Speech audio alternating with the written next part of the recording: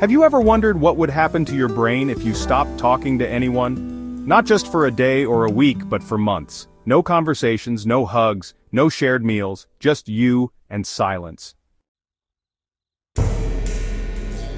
It might sound peaceful at first, but in reality, it can completely rewire how your brain functions, and not in a good way. Today we're diving into what science says about social isolation, and what psychiatrist Terry Kupers discovered from studying extreme loneliness inside prison walls. Let's explore what happens when the brain is left all alone. Humans are wired for connection, and when that connection disappears, your brain doesn't just miss it.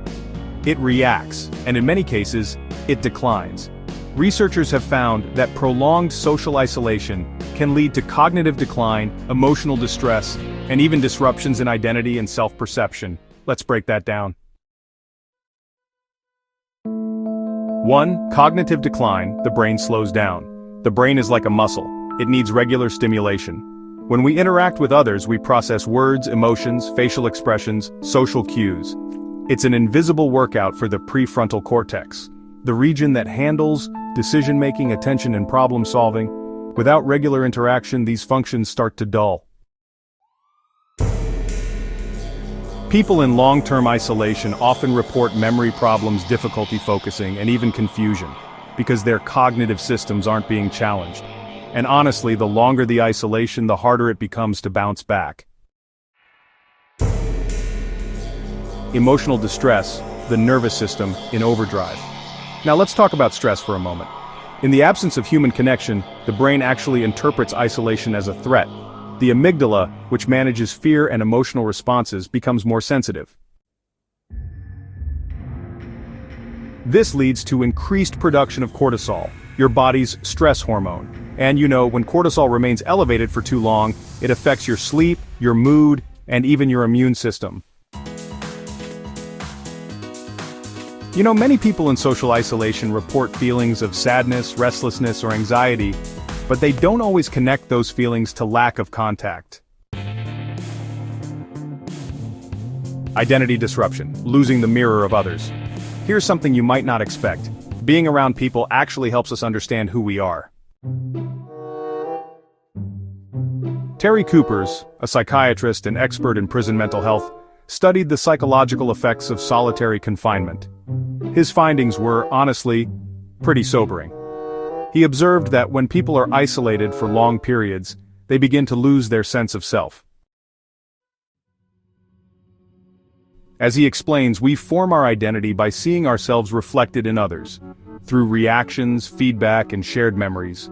Without that mirror, the self can begin to feel fragmented. Kupers describes it like this. Human beings require social interaction to sustain a sense of identity. When that's taken away, the mind begins to fray. In solitary confinement, he noted, people would often experience hallucinations, panic attacks, and deep depression.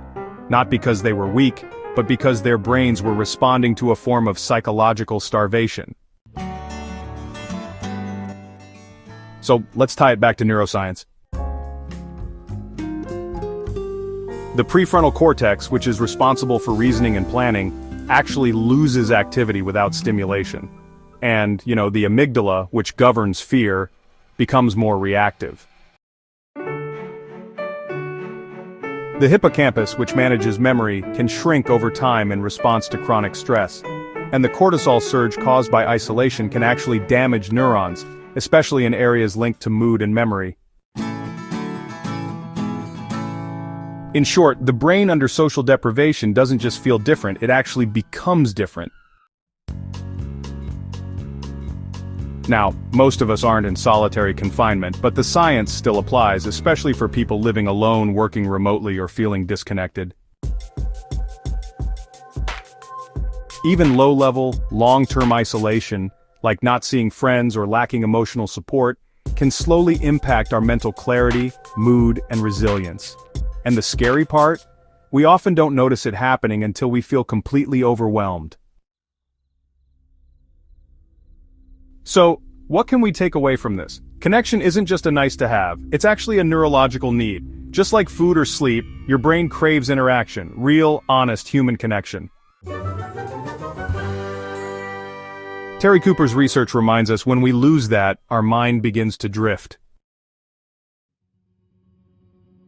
But when we regain it, even slowly, our brain starts to heal. So check in with someone today, start a conversation, reconnect with a friend. You might just be feeding your brain in ways you never realized. If you found this video thoughtful or eye-opening, give it a like. It really helps more people discover these important topics. Got your own story about loneliness or connection? Drop it in the comments. I read everyone. And if you're curious about more psychology and brain science, consider subscribing. We've got more calming, human-centered videos coming soon. Until then, stay connected. Your brain will thank you.